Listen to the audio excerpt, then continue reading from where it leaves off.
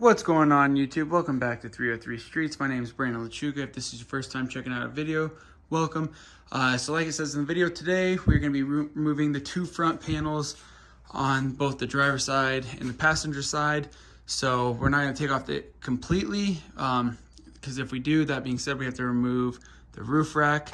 But I'm going to show you how it is easy to remove these two front panels, even with the roof rack. So let's get started. So the first thing you're going to do is we're over here on the driver's side.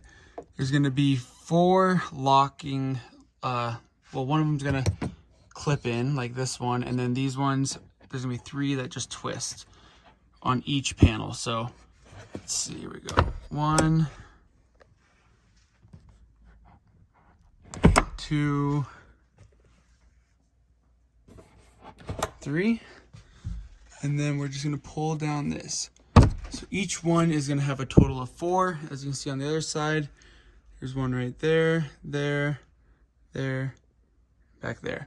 So let's start with this side. So every time I've taken this off, I found it easiest to kind of push up, slide it out a little bit, and this has to be closed again, or else you're not going to get enough clearance, especially if you have the roof rack rail.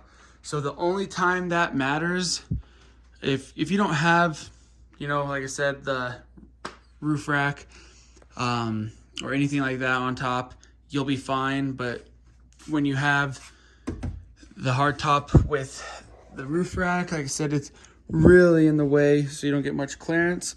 You're gonna want to get a little bit of a gap, come over, close it.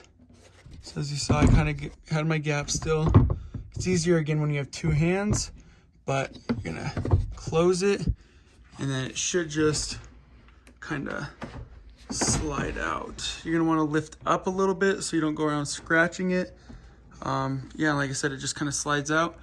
I'm gonna set you down for a second, just because this is a lot to do with one hand and I don't want to scratch anything. So I just kind of slide it out. There we go. Let me set it down really quick. Again, I just don't want to scratch anything, and I want to be careful not to damage it. So, that being said, there it is. So there's the first one. Super simple, super easy, and again, you just want to be very careful. Like I said, once you pop it up, you'll have one hand here kind of guiding it, the other hand holding the outer part right here, and kind of just grab it and lift up and pull slowly. So to do the next one, again, you just come on over, twist right there, twist right there, unclip there, and one more twist on this side. So we will go over to the passenger side really quick. Yeah, this is a pretty simple thing to do, really easy. Bronco made this real convenient if you want to take off the top, and really simple to do. So I'm gonna try to set you down right here so you can see kind of how I pull it out.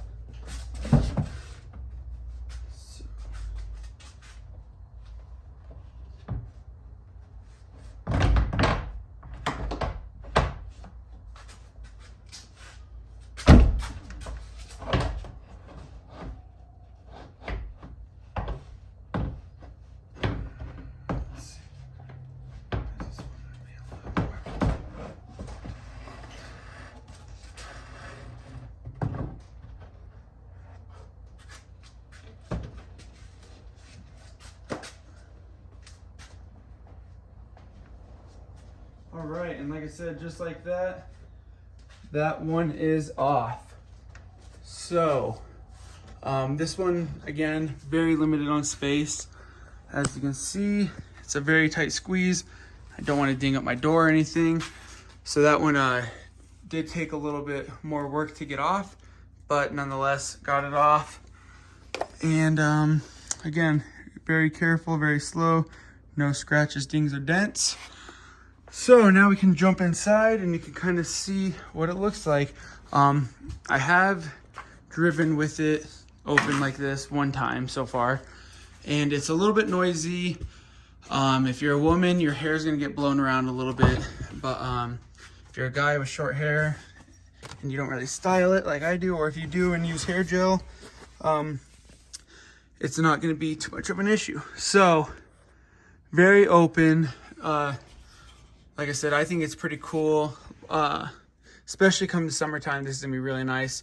So it's really easy to do, really simple, but like I said, I like the look of it, and Ford did a really good job, I think, on making this really easy to remove and put back on. So putting it back on is pretty simple.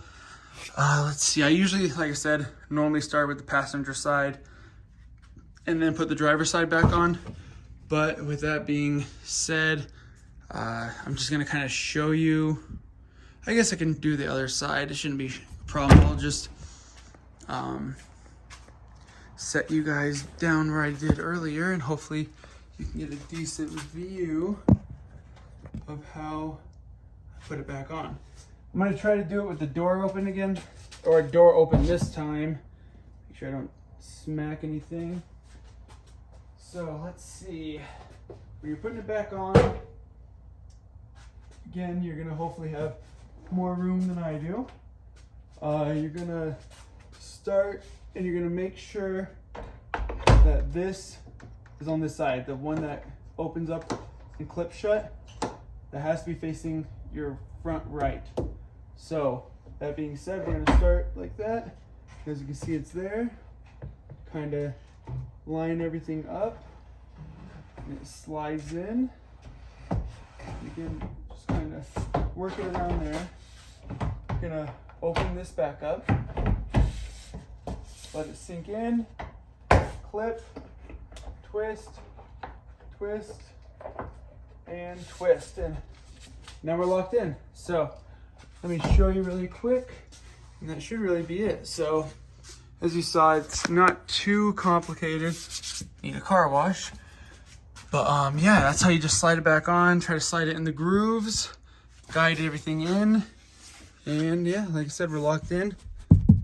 There you go. So hopefully you found this video helpful, especially if you might be intimidated to try to remove this, or you might be where you have my kind of thing, like a roof rack or something. You're like, I don't want to scratch it up or do anything to damage it. Like I said, if you just go very slow, very careful, as you can see, no scratches on any of it from trying to get it off. So just go very slow and take your time, and don't force anything to fit. It should pretty much self-fit pretty easy when you're putting it back in. So again, hopefully you found this video helpful. If so, please like and subscribe. Stay tuned for more videos coming. Like I said, the Bronco is going to have tons of them. So thank you for watching 303 Streets, and have a good day. Thank you.